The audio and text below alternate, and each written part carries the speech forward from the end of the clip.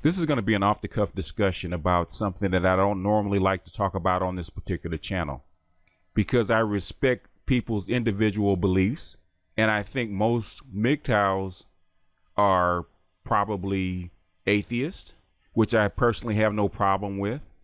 But I think Gnosticism or esoteric wisdom sometimes can be helpful to bring light to a particular topic or subject, especially when it comes to the natural world and philosophy. So I'm going to use some of that here to bring maybe a little clarity to the relationship between male and female, and then men and women in general. To get an understanding of any discussion or subject, you have to start with the basics. And that goes for female nature. You got to start with the basics. So we're going to start with female nature 101. And the archetype that I normally use to break this down when I talk to people is the nest. I always say if you can understand the nest, then you can understand female nature. I remember a long time ago, maybe about 30 years, I used to listen to Dr. Laura Schlesinger about relationships. And she used to say the primary difference between men and women is that men do not nest and women do. So that gives you a key to where a woman's primary allegiance is. Her allegiance is to the nest and everything inside of it.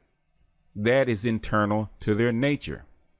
Having a suitable spot or situation to propagate her young is internal to her, and that's where her allegiance is. That is her primary function. Any female, from a bacteria all the way up to a human being, has the responsibility of gathering the best material she can find so that her offspring will have the best chance to survive in any environment. So when a woman looks at a society, a man, a house, a job, anything else, social stature, it all goes back to gathering material so that her offspring will have the best chance to survive in any environment. If you look at the relationship that she has with a man, she's looking at him as material, be it genetics, be it wealth, be it athleticism, intelligence, attitude, social standing, etc. Love comes secondary to that prime directive. So if you understand this, and you know that her primary loyalty is not to you, then you're slightly ahead of the game. Her loyalty is not male loyalty. When she's loyal to you is because you're part of the nest, because that's what she's loyal to, not to you as a person, as a man, even as a lover. If you become part of her nest, then you become an object of her loyalty. And when you are not, she has no duty to protect you or be in service to you. Maybe we in the black subculture have a different perspective. We automatically know and believe that any woman that we are involved with is not automatically loyal to us. Female loyalty is not the same as male loyalty. And any woman that is not loyal to her nest first is out of order in the black community, and she's not trusted. In the black community, we don't date or have a woman strictly as a companion. That is a secondary characteristic of our interaction. We know that that woman's not going to be loyal to you until you are part of her nest, whether it be her husband, her baby's daddy, or something like that. Her loyalty springs from the aspect of her relationship with the nest.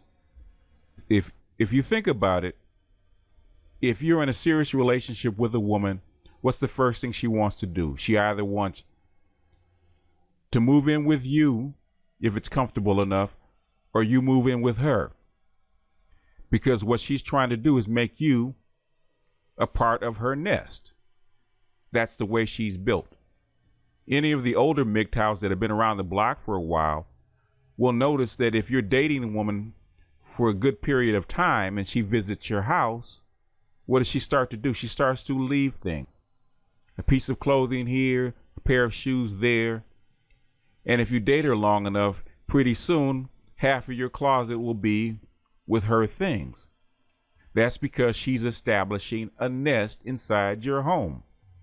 All she's doing is following her prime directive. So once, as men or MGTOWs, we realize this prime directive, then we can be more pragmatic about how we see her. We can wipe that romanticism from our eyes and look at her more pragmatically. Don't automatically assume that she loves you the way you love her. She doesn't look at you the same way that you look at her. So you can't project your feelings and your loyalties and your worldview on her because it doesn't exist in her biology. It doesn't exist in her mind. You have to start looking at her in a cost-benefit ratio, because that's exactly the same way she's looking at you. And if you don't look at her that way, you're going to wind up hurt, confused, and disappointed. But this is an off-the-cuff discussion.